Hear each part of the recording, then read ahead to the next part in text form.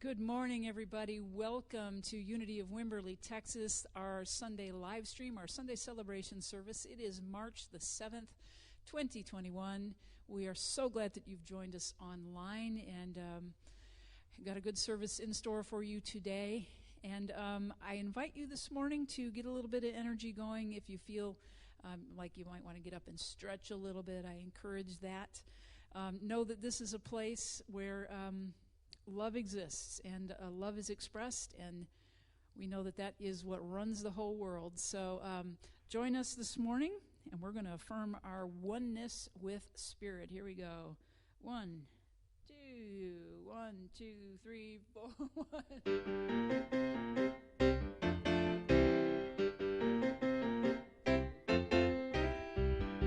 I live in the spirit of love. I live in the spirit of love. I live in the spirit of love, because love lives in me. I move in the spirit of love. I move in the spirit of love. I move in the spirit of love, because love moves in me. I reach out in the spirit of love. I reach out in the spirit of love. I reach out in the spirit of love, because love reaches out through me. I heal in the spirit of love. I heal in the spirit of love. I heal in the spirit of love, because love heals through me. We're free in the spirit of love. We're free in the spirit of love. We're free in the spirit of love, because love sets us free. Because love sets us free. Yeah, because love sets us free.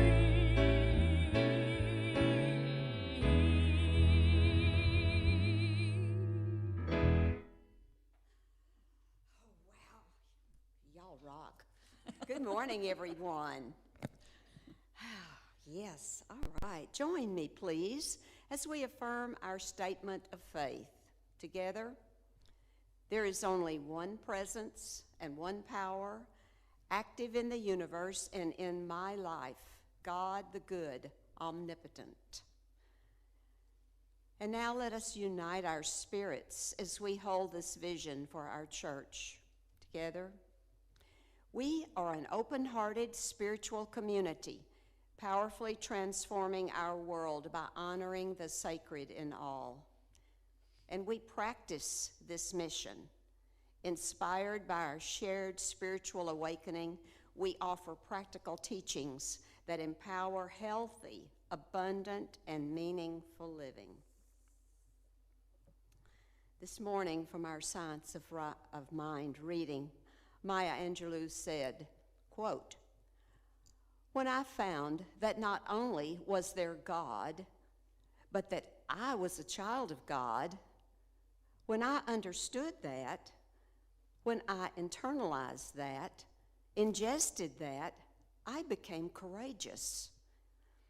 Today's reading is from the Guide for Spiritual Living, Science of Mind, entitled Trust by Eugene Holden, Science of Mind practitioner. Trust is essential for us to be happy, prosperous, and well, as Ernest Holmes reminds us. It is amazing to think that many of us have been miseducated to distrust life. We have been taught to fear what we don't understand. Obviously, this keeps us from practicing inclusion. How do we learn to trust? Practice, practice, practice. This is a huge endeavor because it causes us to set down, even for a moment, our defenses. We may believe our defenses keep us safe, but what happens when we find that those same defenses block us from being included in the good the universe has in store for us? What happens is we experience fear, doubt, and worry in our life. This comes from not trusting. Do you love yourself unconditionally? Here is a variation of the same question. Do you trust yourself completely?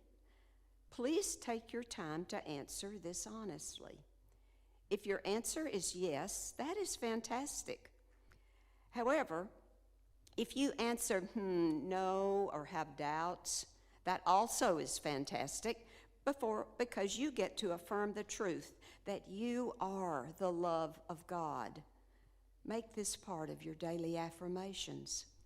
We learn to trust the universe by learning to trust ourselves first.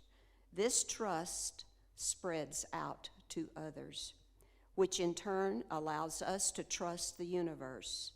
Trusting the universe naturally includes the all. This is inclusion in action, and it starts with self. Our affirmation today is, I trust myself. I trust the universe.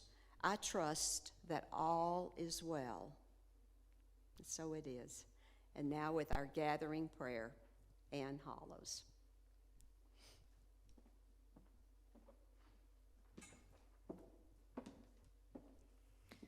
Thank you, Jan. Good morning, everybody. Ernest Holmes reminds us there's a universal mind, spirit, and intelligence that's the origin of everything. This universal life and energy finds an outlet through everything that lives. There is one spirit back of all expression. By praying together this morning, we make our connection with this divine presence real, and we open more fully to our good and the good of all. By recognizing the divine in everything and everyone, we mindfully align our thoughts and our actions with the infinite presence inside us and let it work its miracles through us. We hold all beings in the light of peace and love. In our thoughts, we choose compassion. With our words, we choose encouragement. When we act, we choose kindness. We are one with the world around us, and every being is our equal. And we let this knowing fill us with awe, humility, and an unquenchable urge to care for each other and the planet. From this place of trust in our oneness, we deny cynicism and despair, in spite of troubling conditions in the world and within our communities, and we let peace fill us. And because we steadfastly affirm the good, the God, in ourselves and others, we become rays of the unifying light of infinite love. It couldn't be any other way. And so it is.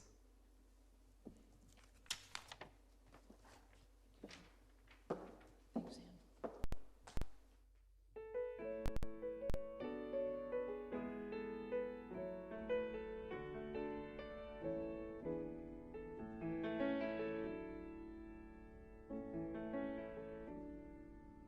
Words give us poems, lyrics and rhymes, novels and lines from a play. On rocks and on pages, all through the ages, we've tried to express the same way. Words are the seeds that made you and me, and gave us our nights and our days. So I carefully, consciously, willingly, thoughtfully, lovingly choose what I say.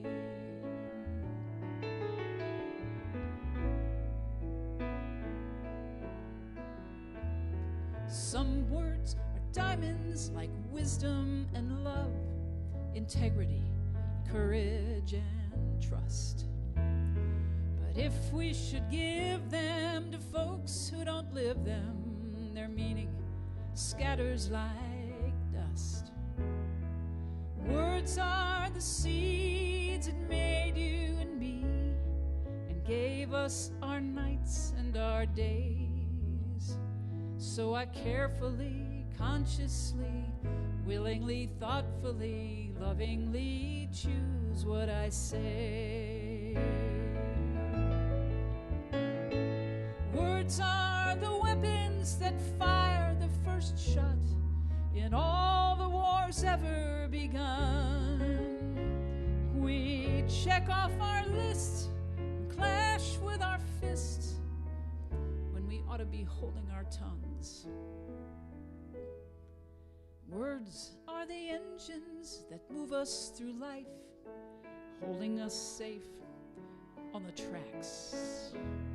So if station to station, each destination gives us strength to let go of the past. Words are the seeds that made you and me, and gave us our nights and our days. So I carefully, consciously, willingly, thoughtfully, lovingly choose what I say. Words of advice, be patient and nice. The world wasn't made in a day. So carefully, consciously, willingly, thoughtfully, lovingly choose what you say.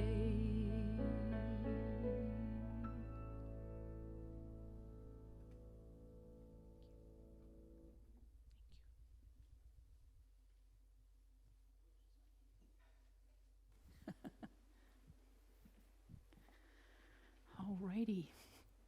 Hello, everybody. Let me grab my notes here. There are 3 things that I want to talk to you about today. I don't want to talk at you, I want to talk with you. Put your school hats, pens, pencils, whatever on.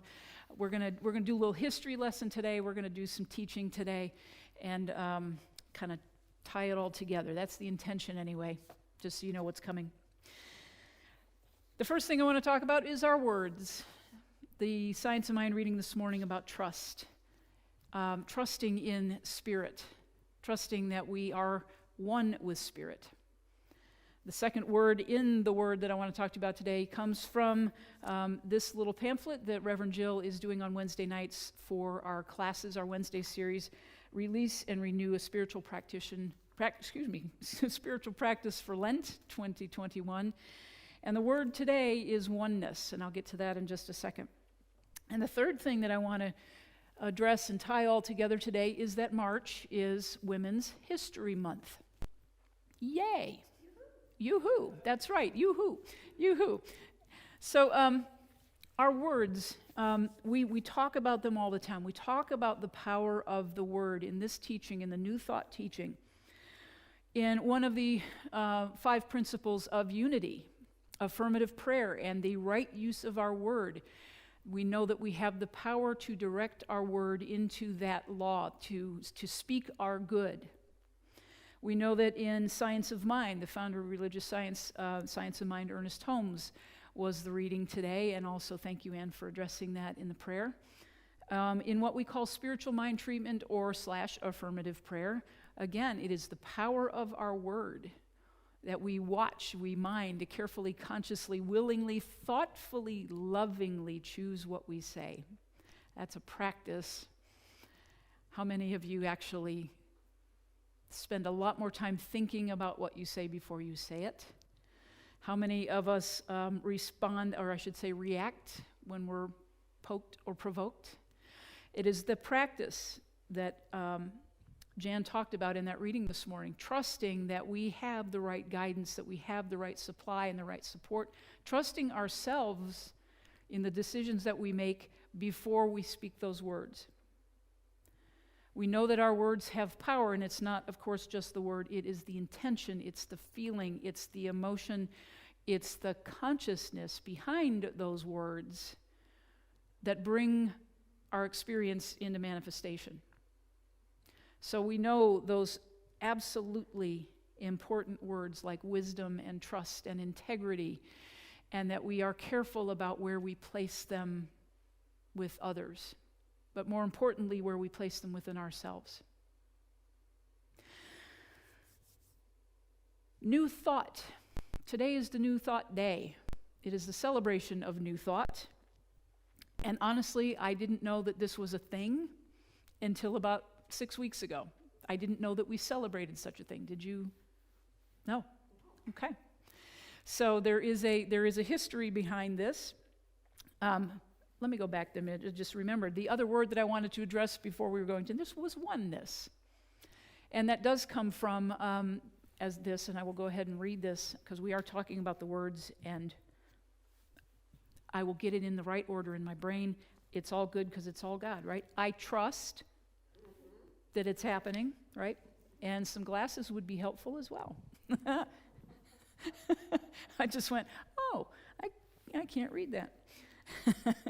So this is Reverend Mark Anthony Lord, who has a book called The 7 Living Words during Lent of Jesus, where we know that the 7 last words of Jesus have been studied from all different fronts, metaphysically and otherwise speaking. And the first quote that he uses, this is oneness, behold your son, behold your mother. This is from John 9:26-27 through front, and he took it from the New King James Version of the Bible. At first glance, Jesus' words to his mother, Mary, and the disciple John might seem odd. Like all that this master teacher said, however, his words are to be taken as spiritual direction. They point to oneness and right relationship with each other.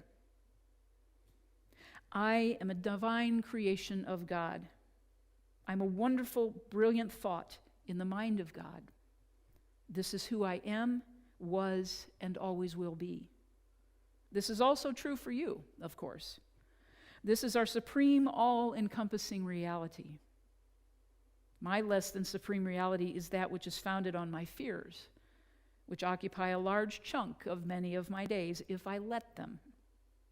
In my less than supreme reality, I have enemies, people and societal groups that don't look like me, think like me, or believe as I believe.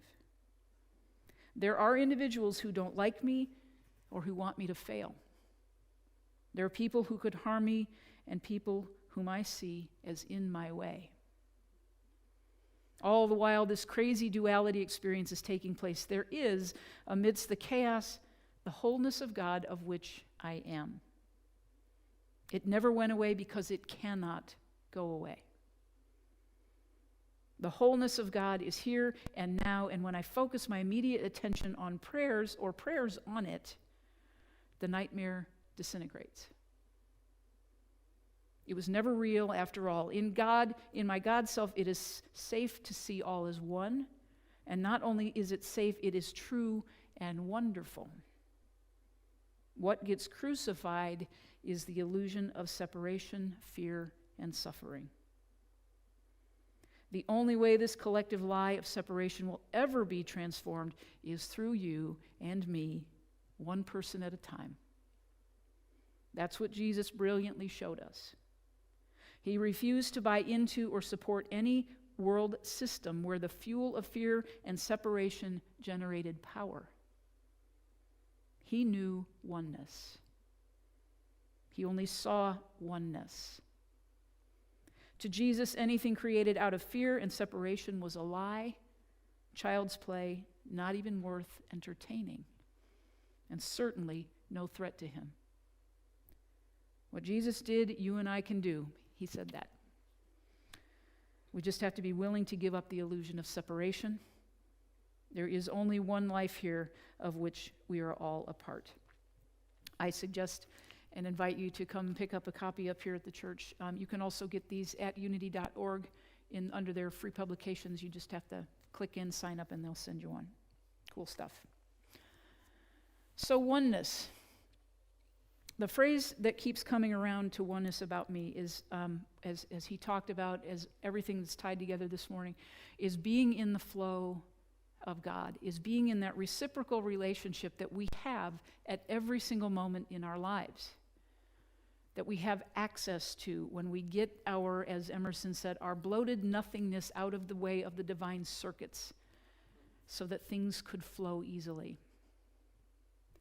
The phrase that has been running around in my head lately, and it just kind of knocked me a little sideways when I heard it not too long ago, was we are either in the flow of God or we are in the way of God. Not as in the way, we're going along the way, we are blocking stuff. And that has been kind of a touch point for me lately in everything that I'm doing in my life, what I'm meditating on, what I'm visioning for, what I'm affirming, what I'm doing my gratitude practice, when I'm doing all of my spiritual practices. And any time that fear comes up, and that fear is our false belief in separation from our source. When I remember that, when I feel it in my gut, and I feel it like getting a little constricted, I know that I am getting in the way of the divine circuits. I am getting in the way of God. So back to this New Thought Day thing. About 15 years ago, they are still around, they are still alive, a ordained and licensed Center for Spiritual Living religious science minister and her husband, an ordained unity minister, decided that they're kind of teaching the same thing. They're teaching oneness, and yet kind of not being oneness. So they started asking around their friends, other ministers in the Association of Global New Thought, in Science of Mind, in Unity, in Agape, Michael Beckwith's place, and ministers, and said, do you think that at some point our organizations could actually work together? And what was most interesting in that first round of questions was that all of those ministers said no. They didn't think that our organizations could all coexist and work together in oneness.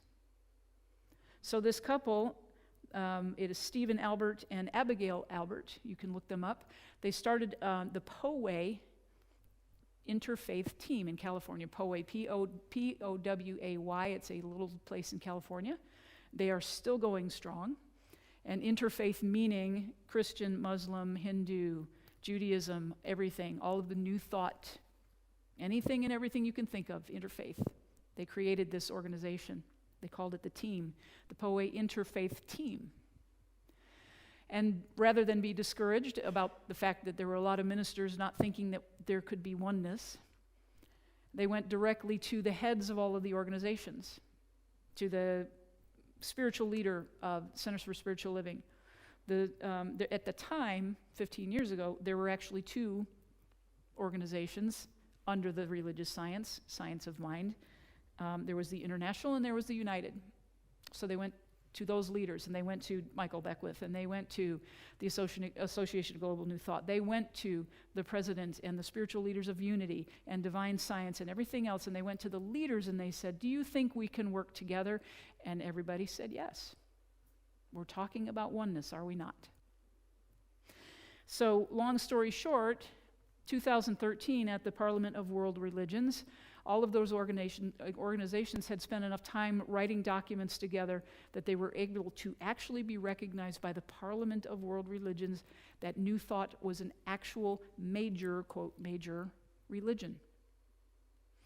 And down the way then said, well, we probably need to mark that day. The first Sunday in March is New Thought Day. So here we are, first Sunday in March. Now you know. Happy New Thought Day. Woohoo! So how does this all tie into Women's History Month? Well, we have one woman in particular that I'm going to focus on today who was, as we know, and is called the teacher of teachers, and that was Emma Curtis Hopkins. And I'm going to read you a little bit about her because she's quite the thing. She actually studied with Mary Baker Eddy. This was in the 1880s. This was the suffragette movement was happening, and this massive thing called the Industrial Revolution going on in this country, in the world actually. And Emma Curtis Hopkins was studying with Mary Baker Eddy. She also worked for her. Mary Baker Eddy was on the East Coast. They were in Connecticut. and Mary Baker Eddy was the one that started Christian Science. Mary Baker Eddy, to everything that I've learned and have studied, had a little bit of an ego, a lot of an ego. And her publications, she ran a very tight organization that everything, as we would say in today's terminology, everything was about her. And the whole organization, what she taught, what anybody went out and said about Christian Science, always had to be the way she controlled all of it. She wasn't feeling so much oneness, as it were. And Emma Curtis Hopkins worked on as an editor for a lot of her publications, and they kind of butted heads after a while. And Emma Curtis Hopkins was actually fired, and because she was saying, you know what, this isn't about you, it's about the teaching, and it's about what she was finding, the mysticism in what was becoming New Thought. So Emma Curtis Hopkins went to Chicago. She actually founded the Hopkins College of Metaphysical Science. And the reason is because she turned out to be quite a popular speaker. She was very charismatic, Emma Curtis Hopkins, and she was also a healer. In fact, healed a lot of people. In fact, healed people that went on to say, hey, she's got something here. Whereas Mary Baker Eddy was claiming that she found all of this and discovered it on her own, Emma Curtis Hopkins was saying, it's coming through. It's our oneness with the source. Just like Jesus said, not me, it's the Father in me doing the work. Okay? So Emma Curtis Hopkins becomes the teacher, known as the teacher of teachers. She ordained Charles and Myrtle Fillmore that founded Unity. She ordained Nona Brooks and Melinda Kramer, who founded Divine Science. She ordained Emily Cady, who wrote Lessons in Truth, which is the core text, the main text that Unity uses. And her last student was Ernest Holmes, of Science of Mind. Soon, and that was much later. That was 20 plus years later, after the Fillmores started Unity, that Ernest Holmes was doing his work, and he begged to go sit at the feet of Emma Curtis Hopkins, and she said no many times. She said, "I'm not teaching anymore. I'm not taking students." And he finally got in with her, not to learn the mechanics of it, but he was fascinated by the mysticism. He was already doing his work of distilling what was coming, all of the reading, the voracious reader that he was and studier that he was of world religions at that time. He was seeing the commonalities and distilling those. He went to Emma Curtis Hopkins for the mysticism piece. There were also a couple of sisters, Annie Ricks Millets and Harriet Hale Ricks, who founded the Home for Truth in Alameda, California. What was interesting about all of them, especially Annie Ricks Millets, is she had gone to Emma Curtis Hopkins to learn, to study with her, and when, in the very short amount of time she studied with her, she was cured of migraines and deafness in one of her ears. And she said, "I think there's something here." So she and her sister were in California. They started the Home for Truth and actually ended up founding the International New Thought Alliance. So we circle back to New Thought Day, which is really interesting because Annie Ricks Millets had taken a bunch of people to, pretty much it was like a World Expo, a World Fair in San Francisco in 1915, more than 100 years ago. And the organizers of that expo were so impressed by all of the New Thought speakers and teachers that they actually minted a bronze medallion and called it New Thought Day when all of those people were speaking there. They were so impressed by what they were hearing and what they were seeing. So that's how we circle back over 100 years later. And it said the organizers were so favorably impressed by the International New Thought Association convention that they declared a special New Thought Day at the fair and struck a commemorative bronze medal for the occasion, which was presenting to the INTA delegates led by Annie Ricks Millets. So there, you got this huge history lesson between New Thought, Oneness, Lent, and Women's History Month. And tomorrow, by the way, March 8th, is International Women's Day. There you go. I just want to read to you from the New Thought mission that was when we got this whole thing 15 years ago about New Thought Day. This was their mission. And all of these organizations that at one time said they couldn't worked together to come up with this mission statement. We honor the diversity of cultures and faiths while aiming to articulate, practice, and embody more fully universal spiritual principles. We honor and respect all faiths, cultures, creeds, and races, and learn from those who believe spiritual equity and human rights belong to everyone. We encourage personal transformation and collective awakening. We practice the gift of active compassion and kindness through our service to all life.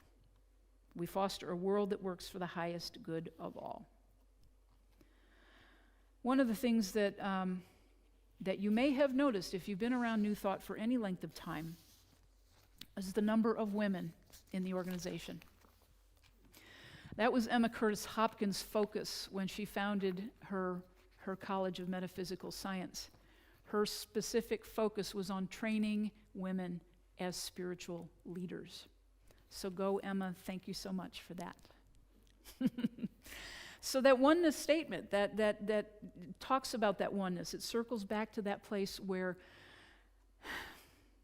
what we believe, what we use our words with, what we say with the intention behind it, with the belief behind it, with the conscious choice to choose the words that we use, we know has tremendous power to make a difference in the world. That's what I think oneness is, that statement from the New Thought mission. So I invite you today, if you took a lot of notes, great. If you didn't, okay too. You can always go back and listen to this. And I invite you, look up Emma Curtis Hopkins specifically, and all of the people that she so heavily influenced that created this thing that we know now as New Thought, that continues on doing the work in the world of oneness, of being consciously aware that we are divine beings and we have the ability to be in conversation and to be in the flow with it any given point in our lives, any part of our day. So I'm going to invite you now as we go into meditation to center, to take a deep breath, set your coffee down, set your bagel aside, put the dog on the floor if you can get them off the couch, put your feet on the floor. I'm going to ask, Katie's going to do a little meditation music behind.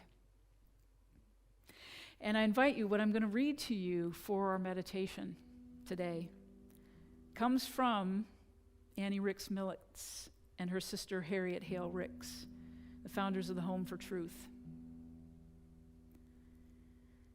And these are their guiding principles, and it is called the Affirmative Morning Prayer. It's from their book, Primary Lessons for Christian Living and Healing. So I allow these, as you take a deep breath, as you get settled in, as you center, just allow these words to just float over you. God is health, life, love, truth, substance, and intelligence.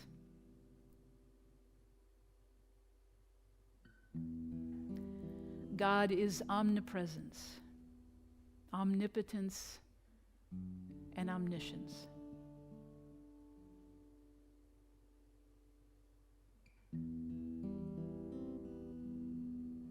I am the thought of God, the idea of the divine mind.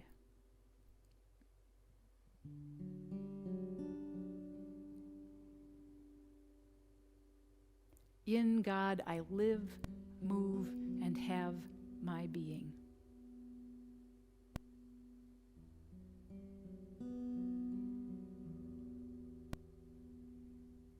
I am spiritual, harmonious, fearless, and free.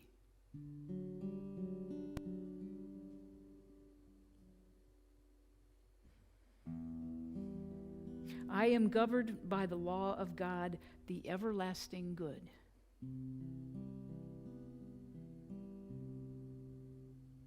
I am not subject to the law of sin, sickness, or death.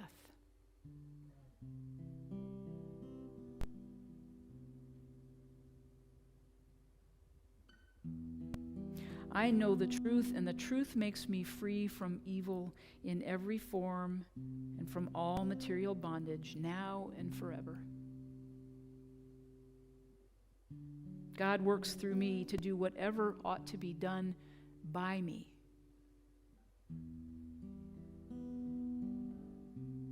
I am happy. I am holy. I am loving. I am wise. Positive health is my natural state. Prosperity is our natural state of abundant good.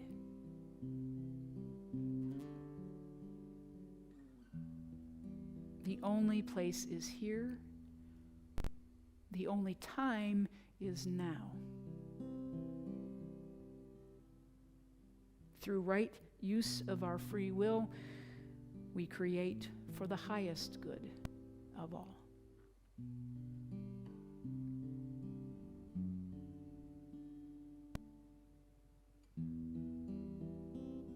We know that there is only a word called sin. It is not a thing. It's simply a judgment, a definition. Because what we know in this teaching of New Thought is that the idea of sin is when simply we've shut out God for a little bit. We have forgotten our oneness with our source. And so if there is any idea for you coming up, any thought, breathe into that thought.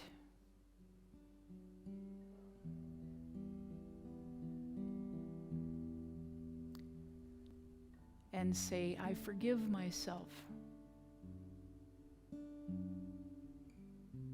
I forgive myself for any and everything. Any time that I have ever forgotten my oneness with God.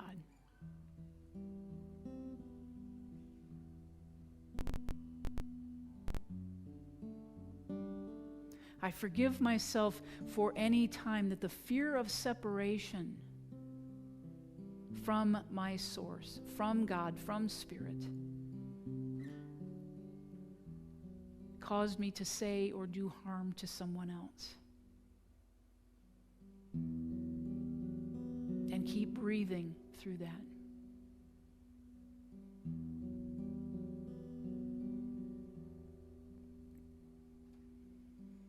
I forgive myself for any time that I forgot my connection with God, with my source, that may have caused me to do harm or say something harmful to someone else.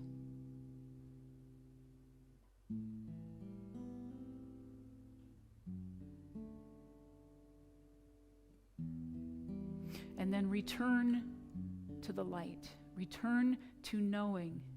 Return to trusting that there is never a separation.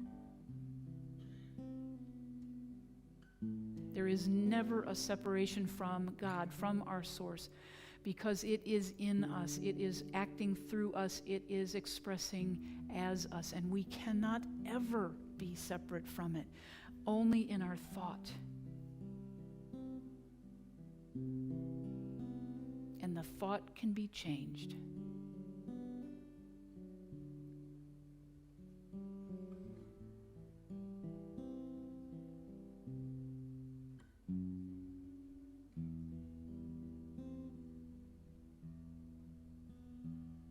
And so what we know in changing our thought is we can turn continuously by asking a simple question. At any moment of stress, any moment of anxiety, any moment of doubt or fear, we can turn and ask, where is God in this? Not from a sense of being abandoned, but so that we are consciously looking for and finding that infinite good that is always there and available. That's our practice. Where can I find God in this situation? Where can I find God? Where can I see the good that is coming from this, that is happening right here and right now?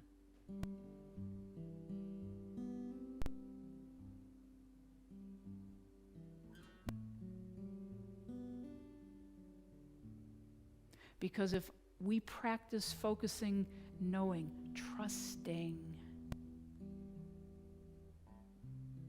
that there is that is waiting on us in every moment, waiting on us to accept the good that is overflowing at all times. When we practice being receptive to it,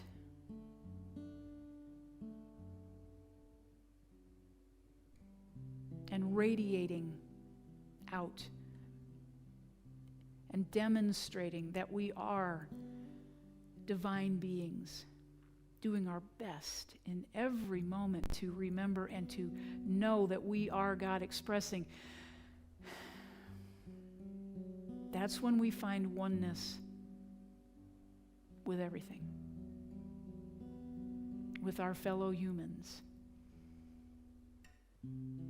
with our fellow sentient beings, with the planet, with everything that is and was and will be created by that one, only one, power and presence.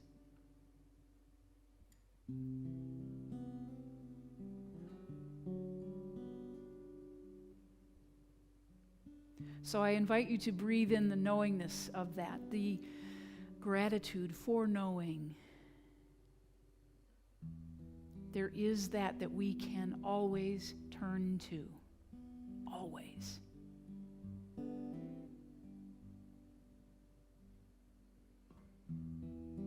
And set aside in every single moment, set aside everything that has come before it and simply breathe into the moment, maybe just uttering that one word, God.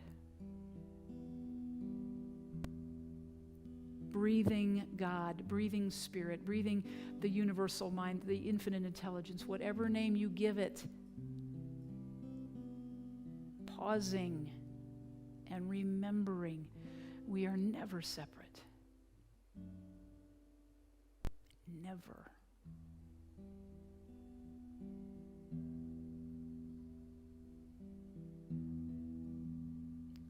So breathe that in, my friends.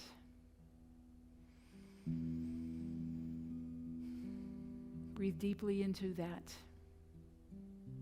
with gratitude. I am grateful to know this truth. I am grateful to be able to trust this truth.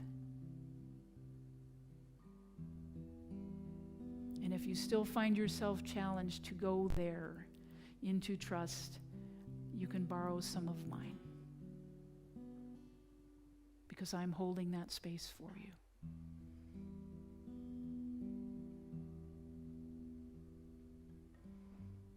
So breathe. Rub your hands together if you feel so inclined to get a little more circulation going back into your hands. Stretch. I love you dearly.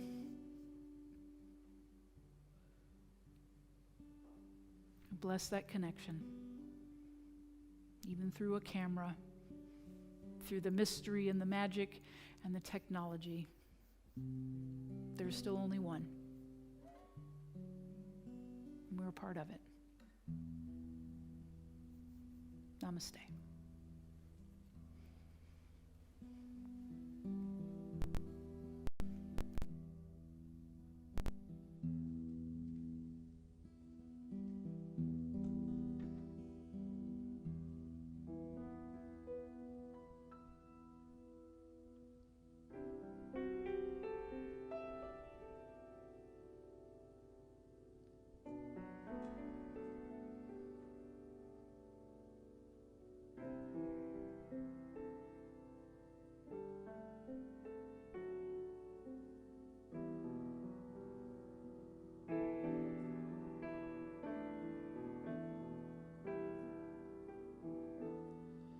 We are light and we are darkness. We are sun and we are rain. Every step along this journey reminds us we're the same.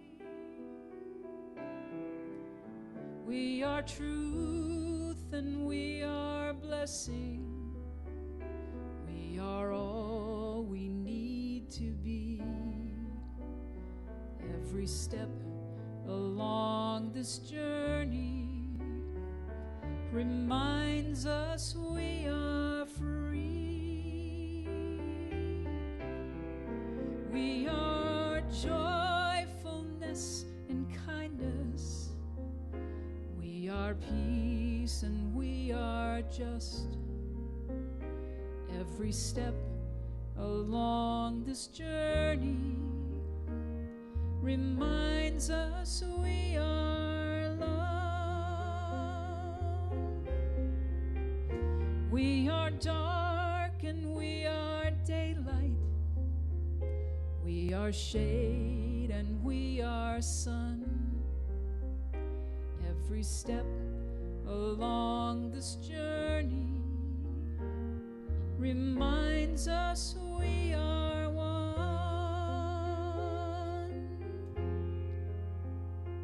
Every step along this journey reminds us we are one.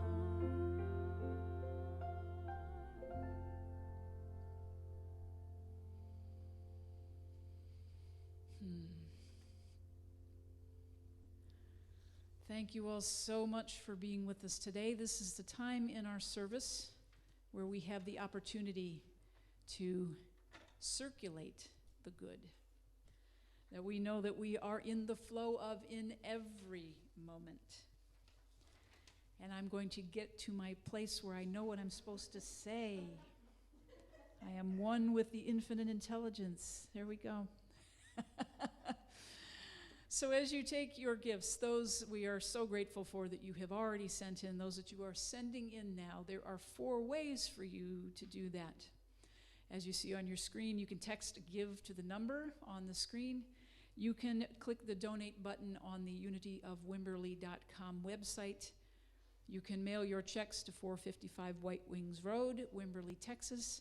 And you can tap GIVE on the church mobile app, which is really cool. If you haven't checked it out yet, do. There's lots going on there. And as you have your gifts, let's just put your hands on your heart. The representative, whatever that form is that you are giving now, say this affirmation of abundance together. Divine love, as me, blesses and multiplies all that I am, all that I have, all that I give, and all that I receive. Ready? Let's shout. Here we go. 1, 2, 3, 4.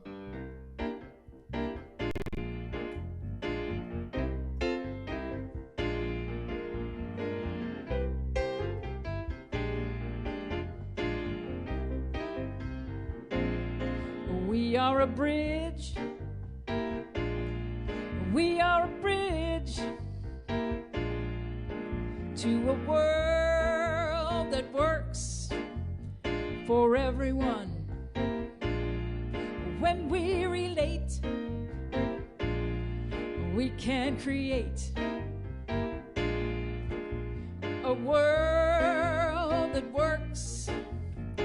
for everyone. Peace might seem impossible to some, but our differences are not too great to overcome. Chasm may seem wide, but we can get to the other side if we agree, we believe in the power of one. We are a bridge. We are a bridge to a world that works for everyone. We must forgive so we can live in a world that works for everyone. If we want to be seen and want to be heard, we gotta listen, listen, listen and learn. The pillars of peace gonna rise, the flags of freedom gonna fly. If we agree, we believe that the tide's gonna turn. We are a bridge. We are a bridge to a world that works for everyone.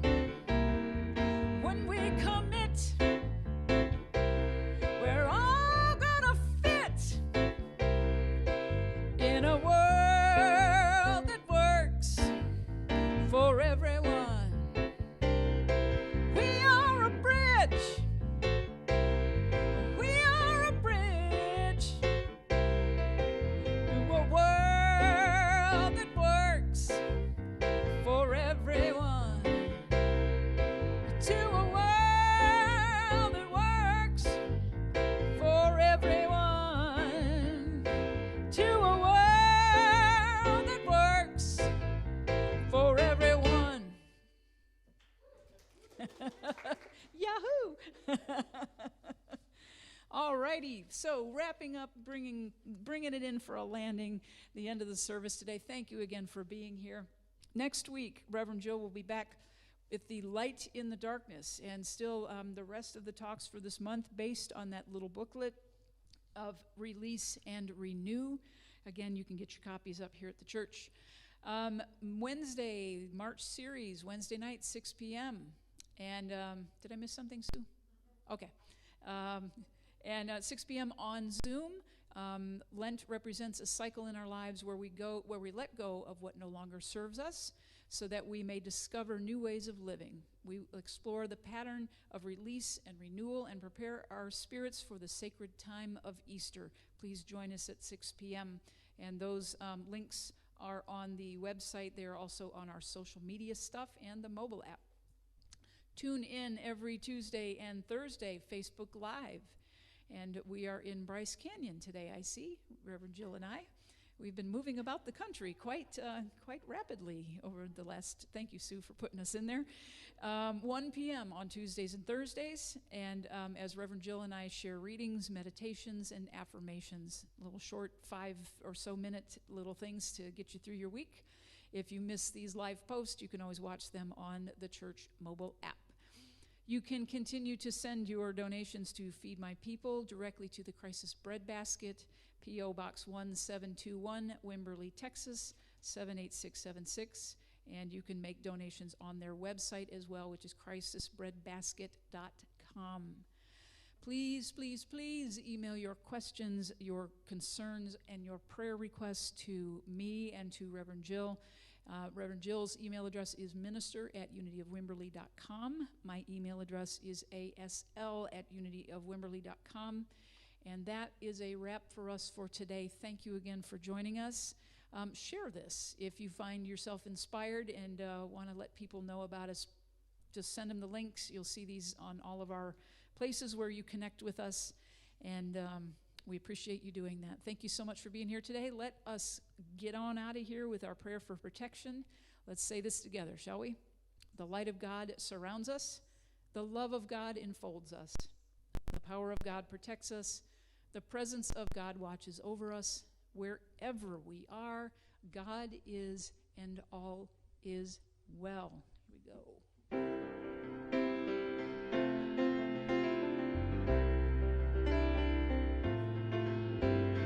One people living on one planet, joining in one family.